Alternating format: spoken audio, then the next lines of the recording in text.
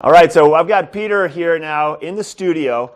We're going to go back to see Ken in just a little bit, but Peter is part of the Colorado Grand. If you're not familiar with what the Colorado Grand is, but you've seen all these beautiful, beautiful automobiles that date back to the 1920s, you're going to let everybody know what it's all about because they're going to start rolling into town this afternoon. That's right. It's the 28th annual Colorado Grand. A group of these drivers, they come into Colorado and drive 1,000 miles through the state, and they basically do this all for charity. So this year they've raised over $400,000 for charity, and they'll be going back to Vail today to finish their drive, do a little finish line celebration with a car show starting tomorrow morning.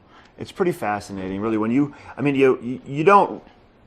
I don't grab the scope of how big this is, but these cars are fascinating. Oh yeah. And you were talking about how a lot of these have a racing heritage behind them. So they're just neat automobiles, and the drivers are characters too. And you get the husband and wives, and they've got their scarves, and they're just going on a tour of the fall foliage. Oh yeah, and especially the guys with the convertibles. You see them with the old leather helmets and goggles. You know, it's like out of a movie.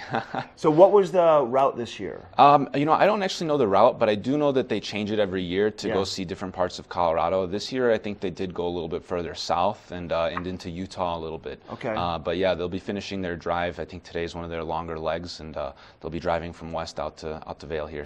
So we can expect to start seeing the first slew of cars rolling into the Lion's Head Mall area, correct? Yeah. This afternoon. Yeah, you'll see them pretty much between 2 and 6 o'clock today. I'd say probably closer to the afternoon, between 3 and 6. You'll see them. So just make your way to Lion's Head. I think that's going to be the best way to do it because, and then, I mean, they make a lot of noise. The horns are loud. The crowd cheers. You hear the gas. It's a neat experience. You smell the gas. Here's some photographs of the cars. There's the famous green bridge right across from the entrance to Red Cliff. And then tomorrow, for Saturday, most of the cars are going to be on display through the mall, down in front of the gondola.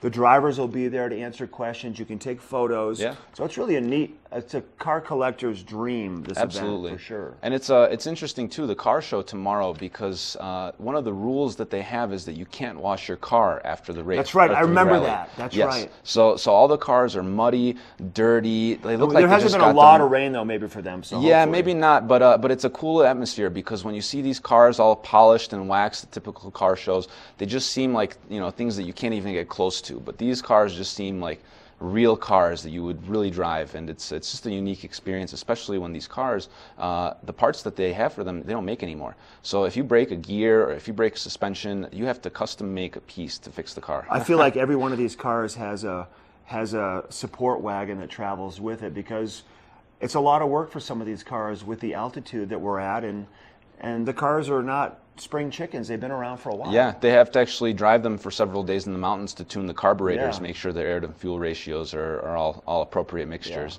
But yeah, it's a great event. In fact, Mercedes is one of our big sponsors, and they bring out a fleet of cars just to have as a backup. That's right. I remember that. They've done that. They've done that for years. They've been one of the official sponsors. So as I look through this book, and I have, how many cars do we? We've got at least 120 cars that will be running in this event. So yeah. And then you were telling me about this one particular car. Yes. Car number 34 is a 1959 Ferrari Testarossa. That's right. And this particular one was driven by Phil Hill, Oliver Gendebien, and Dan Gurney. And this one actually set the fastest lap in Nürburgring in 1960. So it's one of the fastest and most dangerous tracks.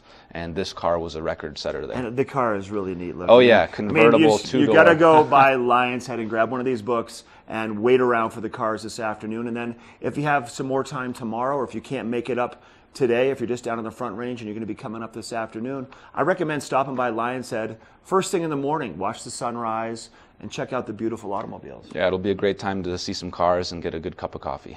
That's right, Peter. Thank you for coming in. My pleasure. Thank you for having me. Nice to talk to you. And once again, the Colorado Grand rolling into town this afternoon, the 28th annual. This is a great event, some beautiful cars and some great characters to talk to. We're going to have weather coming up with Gabe after the break.